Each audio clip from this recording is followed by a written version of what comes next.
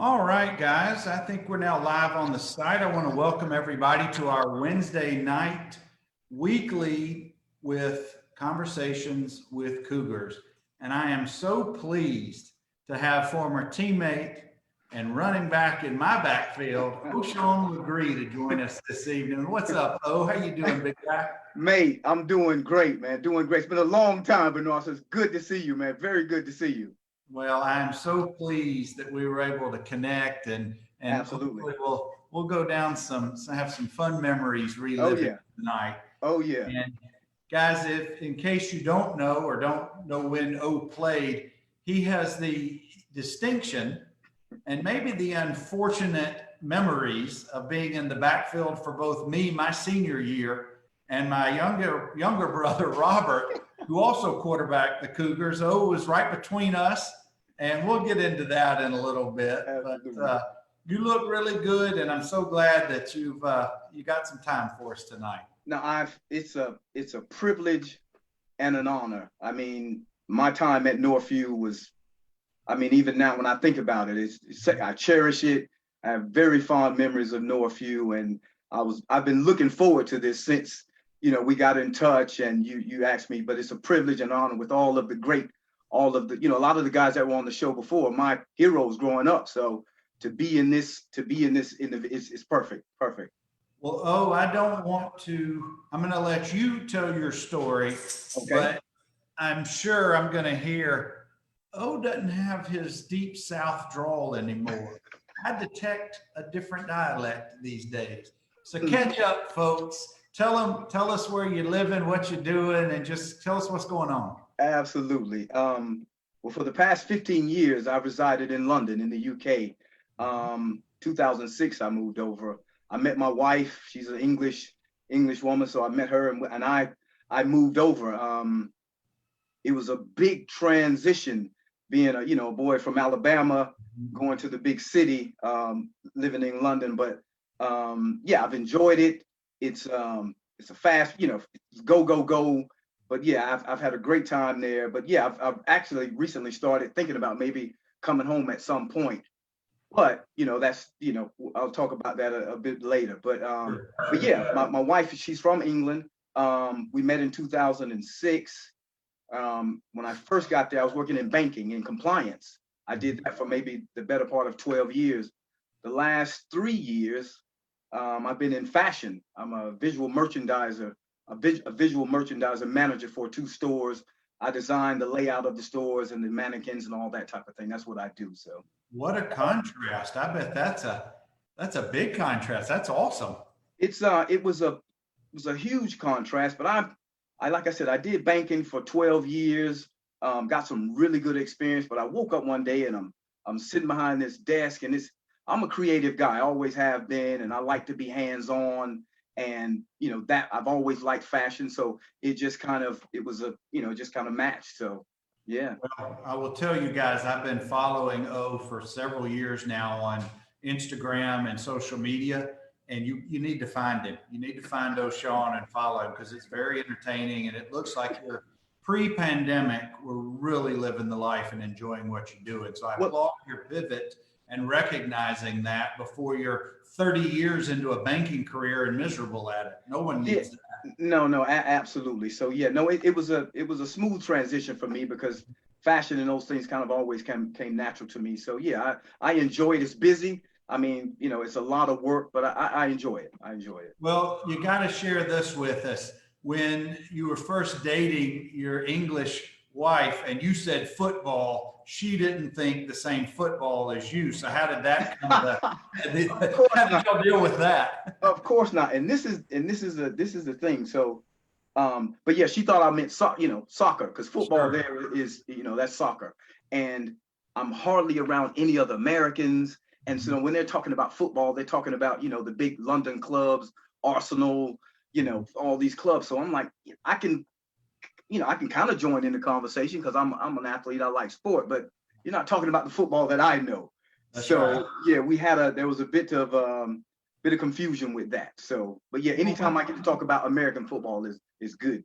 Well, first of all, guys, O has agreed to give lessons on what European and British football is. after the show, so just hit him up. But when you want to watch SEC football or any college or pro football, American football, where do you Yes. go to watch it? I watch a lot of the games on YouTube, like the following day, like on a Sunday, or I will, some of the time I will, with my contacts back here in the US, I'll call them and kind of, I'll be on the phone for a play-by-play what's going on. Because as you probably, I'm a huge Alabama fan, always have been, grew up being an Alabama fan. So always, you know, since I've been away for 15 years, I've always kind of known what was going on with Alabama. But so yeah, but it's tough because there was a Canadian, I had a Canadian lady that lived in a couple of flats to the left of me, and she liked college. I think she went to the University of Nebraska, so we talked about football all the time. So that was awesome. Awesome. Now, before I give you, we got a whole bunch of folks rolling in here giving you some shout outs and some love, but I want you to describe, London is one of the biggest cities in the world. Yes. And coming from Dothan, that is just, it's night and day. It's such culture shock. Set the tone or describe for us where you live in relation to the city, and what cities in America, if any, that even come close to your experience in London. Okay, London, like you said, it's big, but it's really, actually, London is very tiny. It's very small. So I live in what you call the eastern part of London. Just to give you a point of reference, if Dothan was London, I live in maybe Midland City. That you know, just to give you a bit of reference. That helps. Yeah, from central London. But the transition, it was, man, London I had been a fan of London and everything English since a small boy. So I'd always kind of listen to the music, watch the fashion, somewhat of the sports. The whole football, soccer thing, I really didn't. It was okay, but not okay. But being from Alabama and moving to London, everything is just go, go, go. I mean, go, go, go. It's a big city. It's you know, you have people from all four corners of the world that live there.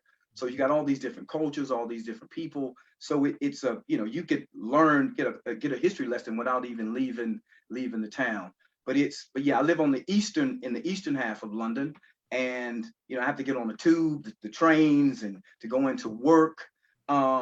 People there, I'm a guy from Alabama. We speak to everybody. Hey, how you doing? My wife, just to give you an example, I would get on the trains and I would, you know, sit down. Oh, hey, how you doing? Hello, how are you? And my wife would be like, you don't do that here. We don't speak. You don't do that. So I had to learn that, because where I'm from, if you don't speak, that's a bit rude. So yeah, it was a big culture shock for me. But like I said, being there 15 years is home. I'm a naturalized citizen now. I'm a British citizen. I hold a passport. So I've kind of gotten used to it a bit. So yeah. Well, good deal. It sounds like you've made a good transition and enjoying things other than the pandemic we're dealing with. No, of course. I think, like I was telling you, like we were speaking a bit earlier, the lockdown in London and the UK itself was very, very hard. I mean, we couldn't go outside but one time. You go to the supermarket, you have to come home. You couldn't mix and mingle with people. So it was very, very tough. You know, very tough.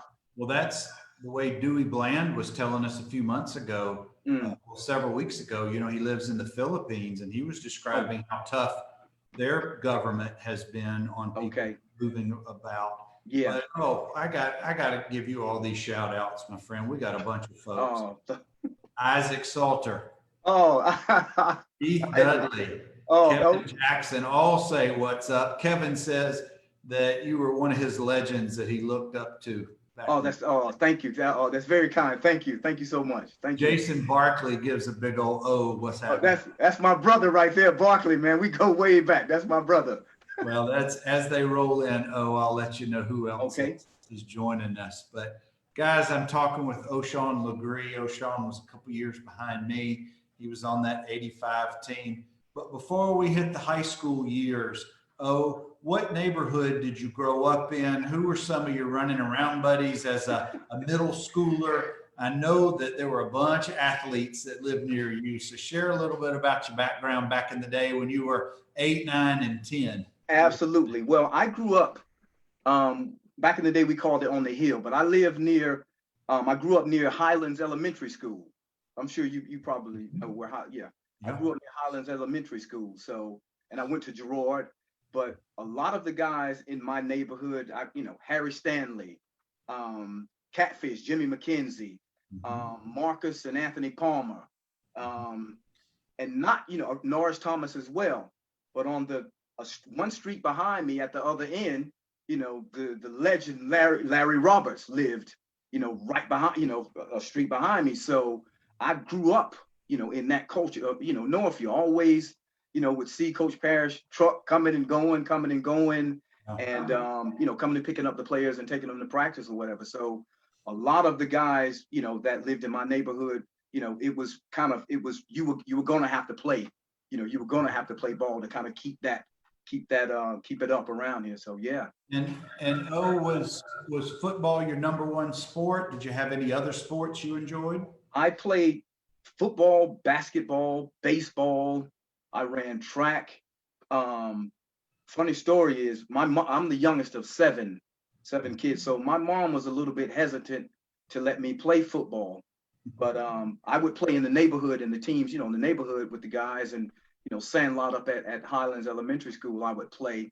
And it kind of got around that, oh, okay, this guy, I always, people always knew I could catch. I could always catch a football. So, the guys would send me deep on first, just bomb it, and somehow I would come up with it. But it kind of got around that I could play. And I don't know if you remember Andre Goodson, Cookie. I know you remember Cookie, who was a Yeah. big inspiration for me. He kind of came to the house and told my mom, Mr. Gree, I'll watch him, I'll take care of him, and got me signed up, and I played football at Westgate for the Colts. Yeah, you did. Yeah, you did. Well, That's where it guys, all started. O is being a little modest, and I know that's him. But if you never saw him, he was as quick and fast, and there's a difference, as anybody I ever played with.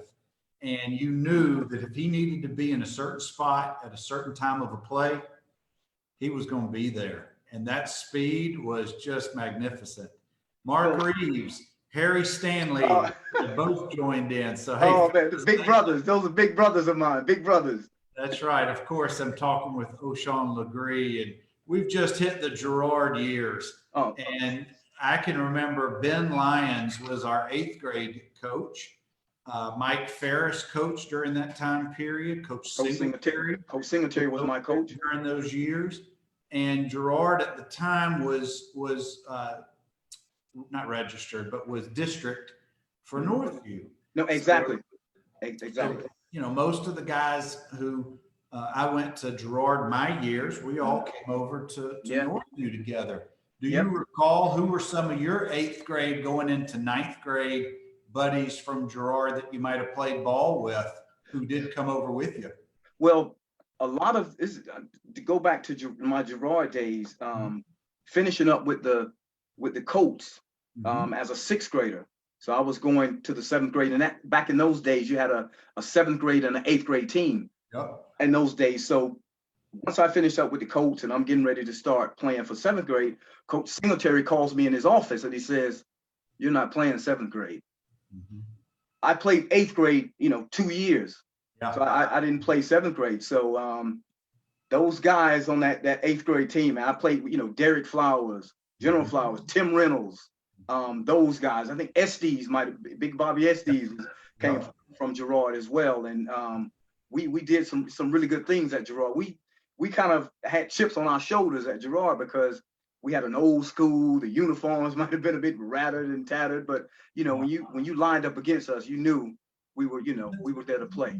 You're right, because Honeysuckle and Beverly middle schools were created during the 80s. Absolutely. The new shiny schools. Yeah, no, of course. Yeah. And Carver I guess Carver was the old high school turned into the middle school. So that was the fourth program that we all competed against, at least our middle school years. Absolutely. A lot of the guys that I played Pee Wee with, coming up, they lived in the neighborhood and we went to Girard together. But a lot of those guys, they went to Dothan High. A lot of them went to Dothan, High. Some of my really good friends that I grew up with and that played Pee Wee ball with. So that was a little bit kind of daunting because when I went to Northview, Girard was a big feeder school for Northview, but a lot of the guys I grew up with, they went over to Dothan High. We'll get to the 85 season in a minute. Okay. But what people don't know is that wasn't when you played and went to the 85 game, that wasn't the first time you had seen Northview play in a state game. I want you to hear a little bit about it wasn't. I had been around the Northview program since I was about 11 years old. And I was always kind of, like I said earlier, about 6 degrees of separation. My mom worked at Northview in the cafeteria when I was playing for the Colts. Mm-hmm. So just a quick funny story. Every Friday in the pep rallies, in those days they would give you like the little miniature footballs or the little pom-pom things or whatever. So when my mom would get off work, coming home, I would be on the front porch, and I wasn't there to greet her. Hey, Mom, how you doing? Did you have a good day? So I'm like, what you got? So she would come in with a little football or the pom-pom, anything that had Northview on it, I wanted it. Awesome. So that was, our Friday routine, and awesome. I had so many of those things. I slept with them and then kept them around the room. I was a true Northview, fanatic. True Northview fanatic. Coach Parrish was recruiting you from day one. I just a quick story again. I met Coach Parrish when I was 11 years old. He came and spoke at halftime of my in the Colts when I played for the Colts. He came in there and spoke, gave us a speech, and I mean, I just looking at him, and I don't remember anything he said. I couldn't believe it was him, and I think he came over and said a few words to us. But I'd been around Coach Parrish since about 11 years old. Yeah. All right, now tell us about your 81 state championship experience. Okay, so my coach, a lot of people might know Bill Coker. He was my Pee Wee football coach. He was also the sports editor for the Dothan Eagle. Mm-hmm. So the year that Northview won the state championship, my Pee Wee team, we won the city championship. And he said, listen, as long as you guys are winning, I'll take you to any Northview game you want to go. So as luck would have it, we ended up going to every Northview game. I was in Mobile when they were in Mobile on the sideline, Montgomery. I was there as well. So what we used to do at Riphew Stadium, he would get us there about maybe 5:30 or 6 when the Northview team, when they were coming in. So we were there when Coach Parrish and the guys would come into the, into that side part. And it was heaven for a guy like me, because I would see all these guys, Dwight Jones, and he was, my favorite player of all. Dwight Jones, loved him to death. I got a chance to, Coach Parrish introduced me to him as a boy, so I got a chance to meet him. Years later, it's you running, and little kids are now watching you. Oh, thank you. Thank you. Young kids like a Kevin Jackson might have been watching you at that time. At that time. Wow, that's yeah. Well, you come over to Northview. We know you're playing football, but do you have any other sports that caught your attention that you played? Well, to be honest, I had always loved baseball. I loved baseball. As a kid, I played, again at Westgate. I played, I think I was in either center field or right field, and I loved, jumping up, making catches, and doing all these type of things. It was Norris Thomas is the one that got me playing baseball, because I didn't want to play, and he, encouraged me to play, and I ended up really, really loving it. But once I got to Northview, my main focus was football at that time. But I played basketball, I think, up until the 10th grade. But yeah, ninth grade and 10th grade, I played basketball and football. And before we go into the football side, who were your basketball coaches? It might have been Coach Singletary again. Because Coach Singletary, when I left Girard, he transitioned and he came over to Northview as well. So he made my football transition not so daunting, because we had a history together at Girard the previous years. So, but yeah, Coach Singletary was my basketball coach. And then for 9th grade, who were your football coaches? Football coach, I think it was Coach Singletary again, Coach Tribute as well. It might have been Coach Johnson, maybe, I'm not sure, I can't remember, but I think Coach Cleveland had left by then. Yes, he left by the time I got there. Yes. And so there may have been by committee. I know maybe Coach Andrews. I'm not. Could have been Coach Andrews as well. Now, let's talk a little bit about your 9th grade experience. Oh, sure, I got you. How lovely it was to practice down in the Dust Bowl. Down in that Dust Bowl, goodness gracious. What did you play? Who was your quarterback? How did the season go? Those kind of things. You know what? The transition from Girard to Northview, I'm thinking in my head like, how is all this going to work? Because you got these guys, 6 months ago, your opponents, and you're at each other, and you're trying to tear each other's head off, and then all of a sudden you're on the team, and you have to amalgamate and you mesh and try and form a team. But it wasn't, maybe there weren't but a few of the Girard guys that came over as a ninth grader. So a lot of the plays to be honest, it kind of escapes me who was on the team at the time. But I was a running back as well. I think I played running back, and I might have played some flanker or slot wide receiver as well. But I have another kind of a funny story about ninth grade. One day during practice, Coach Parrish calls me up to the big field as a ninth grader, and he calls me up to the big field. And you get up there in the grass, it's all green, and it's all this is just like Shangri-La almost. So I get up there, and he calls me over, and he wants me to run a pass route. So I do I guess it was a fly. I can't remember who the quarterback was. And I remember the defensive back, I can't remember his name, but he's on me. I mean, he's bumping me and everything, getting me off my route. But I ended up catching the pass. It was touchdown or whatever. And I look back at Coach Parrish, and he tells me, okay, you can go back now.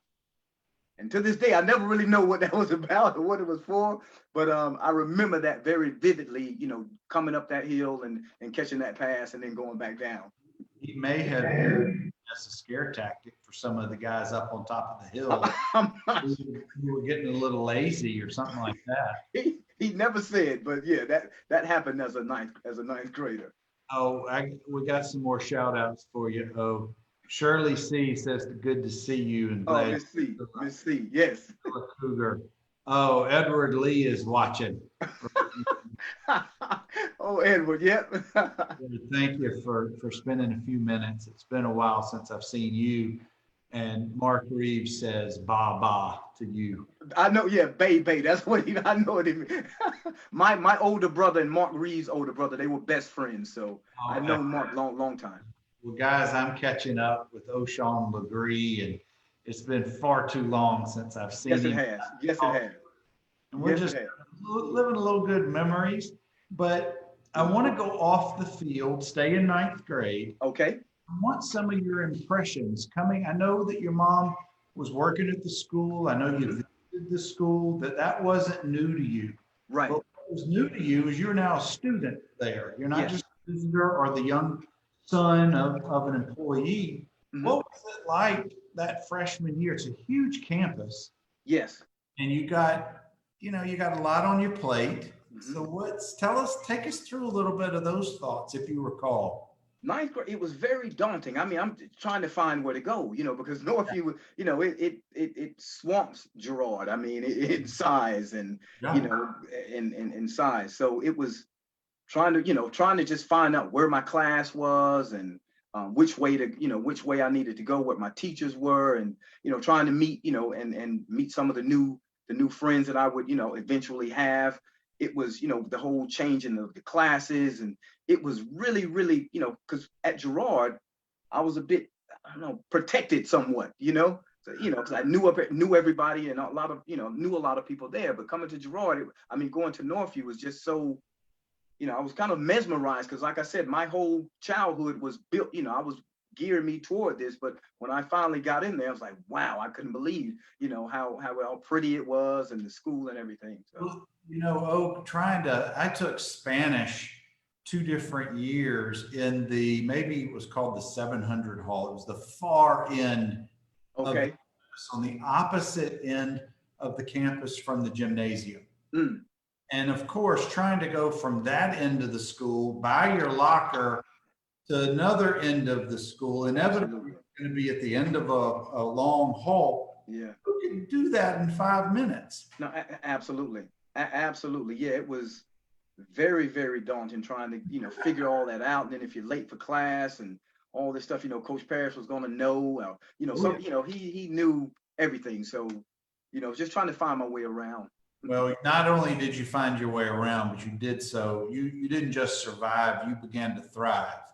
And by 10th grade, when we came in football season, my senior year, you're now up on the big field full time.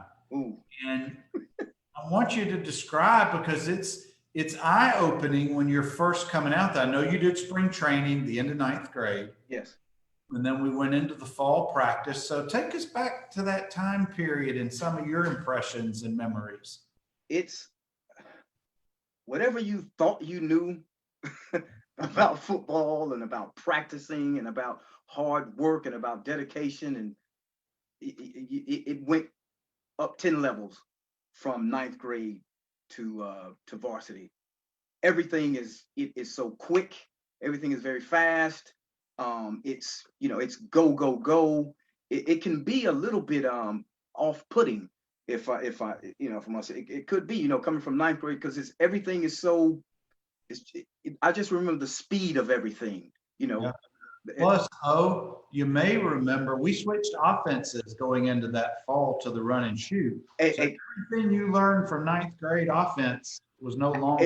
Everything that I learned from ninth grade, 8th grade, 7th, it went out the window, because my 10th grade, the summer and the fall, I had these some conversations with Coach Parrish, and he told me that this was going to be a year for me to learn and learn the system.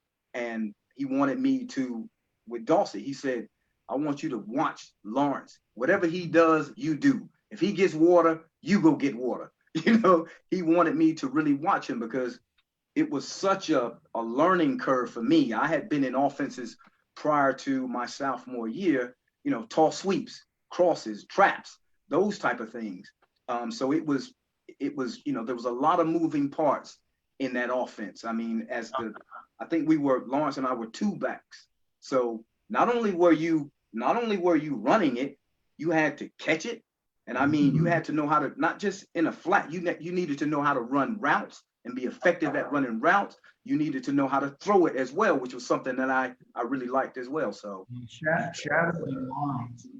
And spoiler alert, O'Shawn didn't just shadow Lawrence, he became Lawrence very quickly in our season. We're going to get to that in just a minute, but before we do, I want to welcome Miss C. She remembers Mrs. Legree well, very sweet lady. Oh, thank you so much. Thank you. Coach Jerry Andrews is with us. Okay. Alana Andrews Gray is with us, and so is number 34, Mark Sappho. Oh, Sappho. Guys, of course, we're talking with O'Shawn Legree, and we're getting into the fall of 85, and we all know what happened in that first series of the first game. Lawrence breaks his arm against Robert E. Lee. Well, Lawrence is now sitting out for the next 3.5 games. And we had LaRue was our established senior fullback. Yes. And Lawrence was our established, we'll call him the tailback or the 2. But the rest of the offense was really a rotation with Raymond Bruner, with yourself and Isaac. Yes. And you guys all, during the course of the year, spent a lot of time in rotation. But that's not what happened in the first quarter of the first game. And my friend, I still remember you coming into the huddle. But before I share my experience, I want to hear, you're getting contacted by Coach Andrews, I guess, and Coach Parrish once we learn Lawrence is not coming back, and take us to that time period. 4 words: deer in headlights. 4 words. Like I said, leading up to the first game and the summer practices and the fall camp, Coach Parrish had talks with me, and like I said previously, he said, "Listen, whatever Lawrence does, I want you to do. You watch him, learn from him, and also Isaac as well, all of the backs. But because I was going to be playing the position that Lawrence played, I had to really watch him and learn from him. So I knew going into the season, my playing time would probably be very limited. I knew for a fact that I was one of the deep persons on the kickoff return. I was that, and also was on the what is it called? The onside kick. I was one of the front guys. Yeah. I going to Rip U Stadium that Monday. those are the two assignments that I was focusing on. Nothing else. I knew maybe if we got up 55-0, I might get a chance to play, but I wasn't. As a sophomore, I was as green as they come, a babe in the wood, if you were. So I wasn't expecting any playing time. So, we get to the game, and that first series happens, and Coach Parrish, liked all of the offensive guys that were going to be coming in and kind of staying close nearby him. There was a group of guys that knew they were going to play, so I was kind of in that second tier behind those guys that were going to be going in and out. So I'm standing there, what happens to Lawrence happens, and the whole stadium goes quiet. Couldn't hear anything. I mean, couldn't hear anything. And all of a sudden I hear, oh, Sean. Oh, Sean. I'm like, and luckily I was, in earshot of him, because had I been somewhere else, I really would have gotten in trouble. But I was in earshot of him, and I made my way up there, and I'm looking at him, and heart is about to jump out of my chest, because this is big boy football now. This is the top league. We're playing big boy ball now. So he, tells me to play, and I go in, and my only thought going from the sideline to you was, remember the play, just remember the play, just remember the play. And I think, like you said, when I got in that huddle, and you got yourself, you got LaRue, you got David Hogan, you got Chris Holmes, you got that big offensive line there. And I'm like, I was just kind of mesmerized for a bit, if I'm honest, because, I just wanted to get the play out to you and without messing it up. So that was my goal. I got it to you, and, so I'm like, okay, I'm good now. I have this memory as clear as it was yesterday. Oh, you come into the huddle, you tell me the play, and you whispered it. I'm like, dude, what did you just say? You got to speak up. No, and Pat Fitch is right there, like, yeah. But you took a breath, you got us to play, and we went on. Yeah. Those first few plays, first few series, and you were in the rotation. Yes. But as the day went on, the game went on. Guys, we played this game on a Labor Day, Monday, because of the hurricane that had come through that weekend and pushed it from Friday to Saturday to Monday at like 1:15 in the afternoon. It was brutal, hot, and humid. Yeah, we played in league, I think the number 2 team in the state at the time. And we lost a close game. We had our chances. We made some mistakes on offense, but we lost that game, I think 14-8. But that was your initiation into varsity football. It really was. I'll tell you, I ended up scoring a touchdown, like maybe the first or second time I had ever touched the ball. But in my eagerness, I kind of stepped a bit. Yep. And I'm gone, and I'm not stopping for anything. I mean, I'm gone 50 yards. I see the guy, the referee do that, and I'm like, okay, I can do this. But then they, come back. I'm seeing O'Shawn he's gone, but I see the flag, and I'm like, I'm gone. And we ended up maybe 5 or 6 plays later, we ended up doing the same thing again. I think Raymond might have scored that other touchdown. So had those 2 touchdowns stood, game probably would have, who knows what would have happened, Well, so. It's all things worked out, of course. Absolutely. No, definitely. But it was certainly your initiation into big boy football. And got more shout outs here for you, bud. John David Edwards, Tracy Cantaloupe says he watched you as a kid and you could fly. Oh, that's very kind. Thank you, Tracy. Thank you. Watching. Thank you, Missy. Good to see you. Jason Mullins. What a great story for a first play. And Jason, every bit of that is the truth as I remember it. So we're going to go with that as the truth. That really was. Kim Wise. Hey, Kim, thanks for joining us. It's good to see all you guys. And my buddy and former teammate and classmate, Keith Rice, is with us. Okay. And Kalima Thompson is also with us. Man, you got all kind of love tonight. Oh, I appreciate it. Thank you so much. Thank you. Awesome. Thank you so much. Lawrence is out until homecoming. He's out for the next 4 games or 3.5 games. Yep. And you and Isaac and Ramon all got some rotation. You got a lot of playing time. Yes.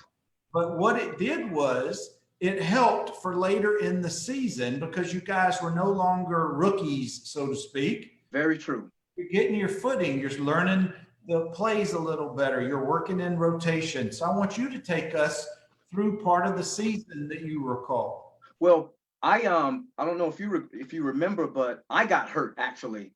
Mhm. At the end of the league game, I found out that I had I think I bruised my kidney, and Mhm. I set out it might have been the Kendrick game, I think Kendrick, and it That was might have been her Kendrick game. and it might have been two games I sat out. So I come back during the Choctawhatchee game. Mhm. That's when I come back, and I got the start, and I knew, at the practices leading up to the Choctawhatchee game that, things had changed for me. I had to, it was, I was, in the, practicing with the ones with you guys. And, I had to really focus and really kind of buckle down and learn what it is I was supposed to do. Cause like I said, at that position, it just, at that, you want to call it a tailback, but we were asked to do so many things at that position. Like I said, run, you had to catch, you had to catch and run the routes and block. And one thing that I loved about Lawrence, the way he went about his business, he did all of those things excellent, all of them. And Coach Parrish, that's what he would get on me about. I needed to learn how to run routes, not just in the flat, but I think they might have been called a 91, like an out, and then a 9, learn how to run. What memory. No, Oh, listen, Coach Parrish was in my ear all the time about that. coming back. It's coming back. Post flags, I had to learn how to do those things. So it wasn't just a pitch, a tall sweep or anything like that. So I really had to kind of focus and buckle down. So going back, leading up to the Choctawhatchee game, I come back. And one of the brilliant things about Coach Parrish is he knows how to get the best out of his players. He coached everyone the same but different, because he could, maybe scream and yell at another guy, but with me, he did this, but he kind of had to do it with a different approach, because I would kind of go into myself and get down on myself, and he knew that wasn't the way to get the best out of me. Because when we played Choctawhatchee, I ended up I busted one for about 50 yards down the field. Again, I ran out of sideline. I like to think I was going to score, but I ran out of room. So, and this was a toss sweep to the left side. So the next. Oh, I'll tell you, it always gave me a big smile when I saw 38 toting the rock. And no, the very next play, we do the same thing to the right side, and I fumble the ball. So again, I'm a sophomore, green as the day is long.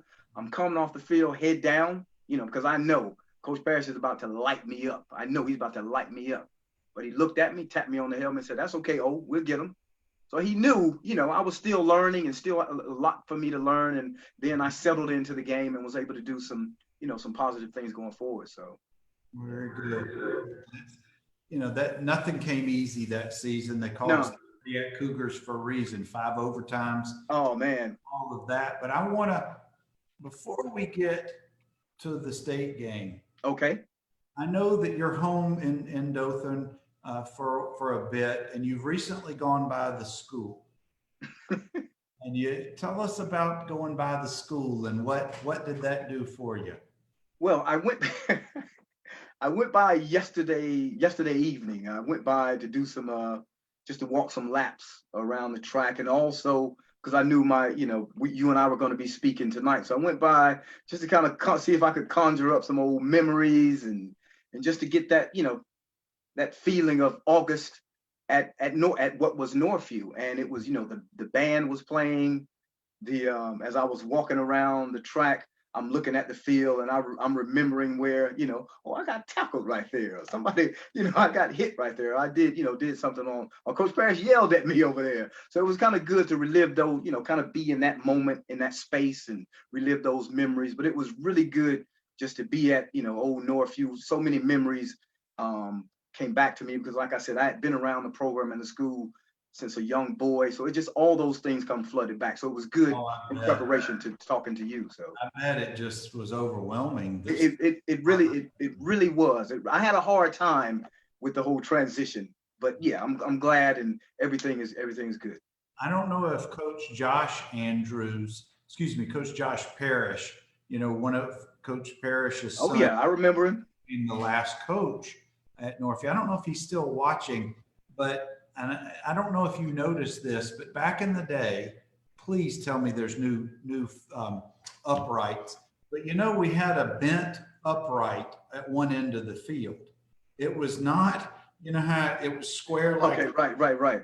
the post was bent, and it always bugged me back in the day. Okay, right. If you notice that, or if Josh can tell us if it's the same way, but I just remembered that. But oh, we got some more folks rolling in. Chase Letcher, Keithlin Reeves, Oh, Jason Mullins with some good comments here. He'll never forget that practice field. And here's a fun fact that Keith Rice shared with us a couple of months ago when he and I had a conversation. He actually proposed to his wife on the practice field. That's how much. oh, that's brilliant. That is brilliant, brilliant. Missy Wright Moore says, "What fun years cheering for both of you on the field, Cardiac Cougars." Thank you, Missy. Oh, And thank you. frankly, and this is not lip service, if it wasn't for the cheer squad picking us up and keeping the fans and the student body up, that's just tremendous. Well, that's one of the great things about, about Northview. Not only, the cheerleaders were great, the band was great, the faculty, the staff, everybody got behind our program. It was everybody, Dr. Smith, everybody was behind our program, and it just made it so much fun. And so it was like one big unit, one big family. It really was. I know people throw that around a lot, but it really was. I mean, from the coaches, everybody looked out, for one another back in that time. How many different classes of Northview students will remember if you say Dr. Smith, they're going to repeat his poem. Oh, absolutely. Don't meet me there, beat me there. That's right. Yeah. He was a great. He and Coach Parrish. I mean, they were, Yep. And of course, Miss C, I am not ever going to leave out the band. I'm still trying to get Band Man to get back to me. I desperately want him to be on our show here. Absolutely. Damon Glasgow has joined us. Thank you guys for everybody rolling in and just absolutely awesome comments. And we got about 7-10 more minutes of chat. Now I want you to take us into the playoffs. I want you to take us to the state game. Any memories that you got on or off the field? I remember, once Lawrence came back, my true education into learning how to play that position really took hold then, because we had some tight games, and it wasn't, I think I might have come in some, but a lot of times I was used on kickoff return and the onside kick teams and special teams as well. But it was just really watching him and learning how to play my position. But we had so many, I remember one game, the Robert E. Lee game up in Montgomery, that game when the stands had cleared and everybody's leaving, and here we go, Hogan and you guys hooking up and just turning that thing around. And it was, as a sophomore watching all that, I'm standing there, know if you should be saying, but I'm like with my mouth gaping open, like, wow, it was just amazing to watch those games and to be a part of of the team. Well, I don't know if you remember this from back in the day, or if you saw my conversation with Chris Lee a few weeks back. Mm-hmm. We come into the huddle and it's 10 minutes plus, and we're down by 3 scores.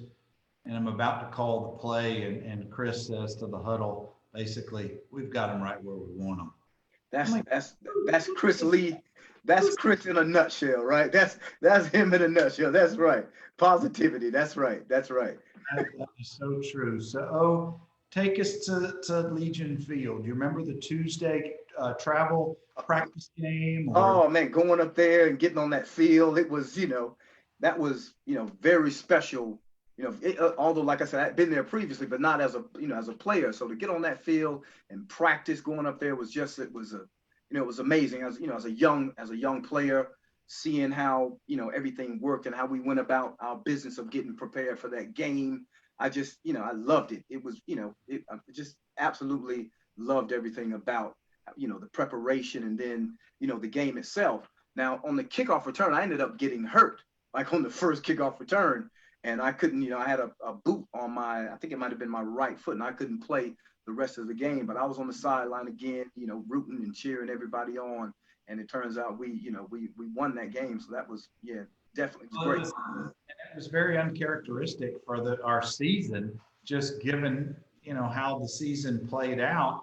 But Absolutely. it wasn't until AOK picked up that fumble and Oh run. man, I'm telling you, then that changed the whole course of that day. It Changed the did. course We of it. scored the next 4 times. Absolutely, absolutely. So no, but we deserve that because we had, when I think back to going against our defense in practice, those guys were just, Lonnie Mathis, Manny, even, and if I remember in practice, if I was lucky enough to get past that defensive line, then you got these two all-world linebackers, Cassie Butler, and Willie Banks, the great Willie Banks. Then if you get past them, all of our defensive back, those guys would hit you like linebackers.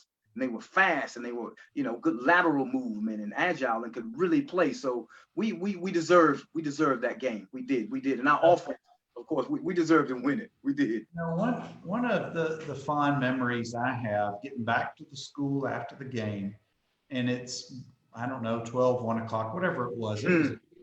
And just how many people were there to greet the team and how fun that was. It was very cold for Dothan standards. But yeah, definitely. I don't think any of us cared because we were just kind of in. No, absolutely. It was a great. Those were great times. The whole city, everybody got behind us. That was a great time, especially for a young guy being a sophomore and being a part of that. It was great, and it set me up for the next couple of years of my playing. That's where I want to go for the last couple of minutes. Is you finished that season as a sophomore? You still got 2 years. We graduated a whole bunch of people who played. Absolutely. But you still had a lot of talent that came behind them. And it's tough to repeat any championship season. Very tough. Take us, I know Coach Parrish is still there. Most of the coaching staff is still there, but it's a different team, of course. Different team all together. We on offense, I had played a lot in my sophomore year, so I was coming back. You had Isaac Salter, Pat Fitch on the line, and quarterback like Holman was not Holman. I think it might have been Reggie Pearson and Jamie Holman and Jamie Holman coming back. So we had the components. It was just getting it all together. But halfway through my junior year, I started transitioning to, I played a little bit more flanker, wide out, as it were. So I kind of dual at running back and wide receiver. So just getting all those components together and like you said, it's really hard to repeat, really hard because everybody, you're not a secret anymore. Everybody knows you, and so it was hard to repeat. But we had some really good games, good tough games that year. Well, now there's a lot of tape on you from your sophomore year, so people can see what you're about a little bit. So you're no longer an unknown quantity. No, not anymore. And I had transitioned. I had got Lawrence's old jersey, so I was trying to get some of that Lawrence Dawsey-esque, to come rub off on me. And it was, my junior year was, it was another kind of learning year, and I was playing some different positions as well. So it was, it was a good year. Well, you finished out your senior year. Or, no, I'm sorry. Going into your senior year, did you have aspirations to play beyond high school? Well, I did. Going into my senior year, Coach Parrish, we had because I worked for Coach Parrish that summer at Northview. So going into the senior year, Coach Parrish was going to use me as a little bit. I was going to be playing flanker, wide receiver, and another thing. I was also kind of an emergency third string quarterback as well. So he was, going to move me around a bit more because he said if college scouts, they weren't going to look at me as a running back because of my size. So I had started playing a bit more wide receiver, and I started, I got some some attention from some schools, and I ended up Mississippi State really was kind of in there because previously I had gone to some Alabama camps, and after the Alabama, I think Coach Perkins had left, and a lot of those after he left, a lot of those guys like Rocky Felker, those guys went over to Mississippi State, so I had somewhat of a relationship with them. But I ended up going to East Mississippi Community College in Scuba, Mississippi.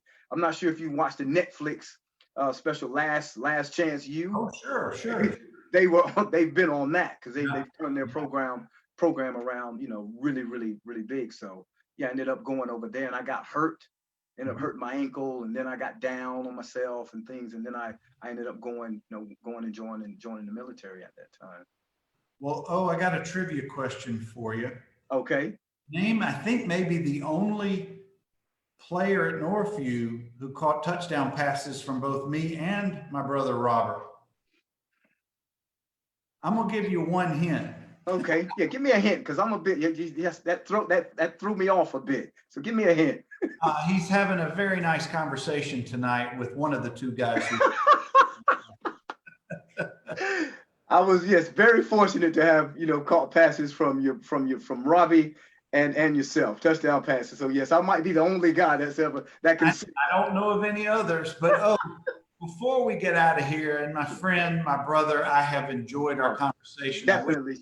I wish we could talk for hours. So do I. Yes, definitely. I want you to share, because I know that this is how you think a little bit.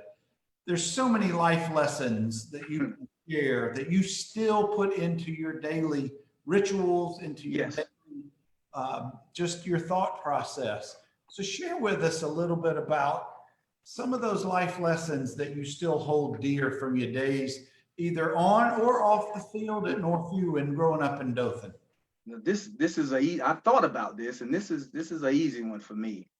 I remember Coach Parrish pulling me to the side, years ago when I was maybe a ninth grader or whatever, and he had a conversation with me about being talented. Told me, you're talented, but I'm going to work you. You're going to have to earn whatever you get once you start, once you come to varsity. And he really, really did. And, I think back to, nowadays I like to go to the gym. I train pretty hard and I really love it. But one thing that really holds true is, and I tell any young person this, talent is good. It's really, you're blessed to do something that, some other people can't do. But nothing trumps hard work. Nothing.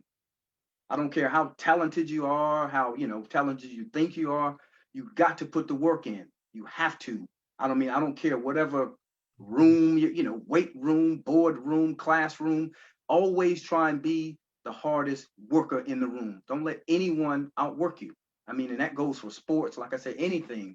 And that is something that I live by now. It's funny because I think back when Coach Parrish would get on me, you work hard and you got to work hard. Now, I don't like to miss days from, going to the gym. It really bothers me.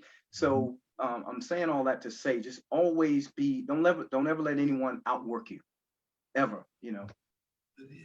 That's some of the finest advice I think anybody could receive is, I don't care how old you are, nobody's going to hand you anything. No, they're not.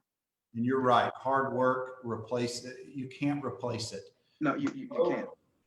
I don't want to, I'd be remiss if we hung up and I didn't thank you for your service to the country. Oh, thank you. Military is, I admittedly, I've never been in the military, but I am so honored to know people like you. And I am so blessed that people such as yourself have served on our behalf. So thank you for that. And I did not want to get away. No, thank you so much, Bernard. Thank you so much for that. I appreciate it. Thank you. Thank you so much. Well, before we get out of here, my friend, how long are you going to be in the States? I know that there are folks who are in the Dothan area who may want to catch up with you. Oh, pandemic is still there, and we're going to get through this. But maybe some folks can social distance and see you. And I tell you something really quick, Bernard. The other day I was sitting on the, you can't have what they say. You can take the guy out the country or take the boy out there, but you can't take the country out the boy. The other day I was sitting on the front porch. I had some boiled peanuts. Awesome. And I had some lemonade, and I'm thinking, you know what, life is pretty good. So, it's been really good being home. I'm flying out on Sunday, going back. But I needed to kind of reconnect with my family and see my folks after the really hard lockdown that we had over in London. But yes, I've had a really good time being home here in Alabama. It's been great. It's been great. Awesome. Oh, I wish you safe travels. I want to see those Instagram posts coming. I really like those. It shows me you're enjoying life and enjoying things you Thank you so much, Bernard. Thank you. And thank you for, like I said, it's an honor and a privilege to be here. I appreciate it. And anytime I can talk about Northview and my time there and about the great memories that I had, it's my pleasure indeed. My pleasure indeed. I can assure you it's my pleasure, my friend. Guys, this is going to conclude it for this week's Conversations with Cougars. Who do we have next week? Let me look this up real quick, because I always mean to look it up before I come on live, and I always forget, and I apologize, guys. Let's see. Next week, we've got Caleb Tillman, son of Dennis Tillman. Dennis, oh, okay. during our time period at That's Dothan. right.